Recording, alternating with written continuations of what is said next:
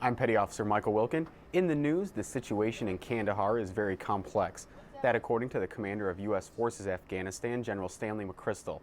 He briefed reporters Wednesday at the Pentagon via satellite.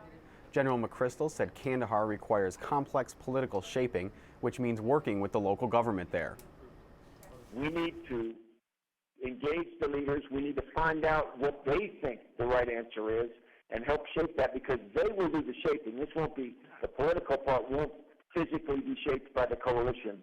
What it will be done is we will help support the government as they shape a future power structure there that is acceptable to the people. General McChrystal added that in securing Kandahar, there will be a series of activities rather than one large combat operation. The U.S. and its NATO allies should expect a tough year ahead in Afghanistan. Commander of U.S. Central Command General David Petraeus told the House Armed Services Committee Wednesday the campaign in Afghanistan will get harder before we see results. 2010 will, in fact, be a difficult year, a year that will see progress and a reversal of the Taliban momentum in important areas, but also a year in which there will be tough fighting and periodic setbacks.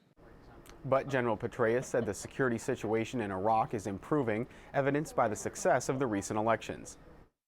The conduct of the elections on 7 March, during which an impressive turnout of Iraqi voters defied al-Qaeda attempts to intimidate them, provided the latest example of Iraq's progress. General Petraeus said the U.S. will continue its plan to have only 50,000 troops in Iraq by August. National Guard helicopters and crews are supporting aviation missions along the Rio Grande River following the recent rise in violence along the Texas-Mexico border. Officials say the Guard will work with local and federal law enforcement to increase helicopter operations both day and night. Texas Governor Rick Perry said the measures are being taken to deal with the growing threat of violence in Mexico spilling over the border.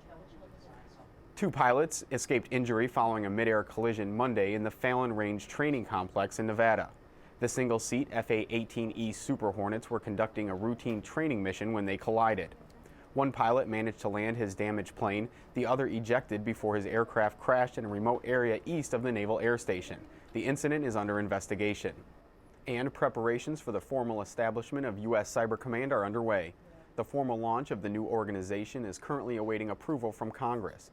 Commander of U.S. Strategic Command General Kevin Chilton spoke to the House Armed Services Subcommittee on Strategic Forces on Wednesday. U.S. Strategic Command's active duty and reserve military members and civilians and contractors form a superb joint team whose dedicated planning, advocacy, and operational execution efforts advance our warfighting priorities every day. And for the latest military news, signature programming, and more, head to PentagonChannel.mil. I'm Petty Officer Michael Wilkin with your Pentagon Channel News Update.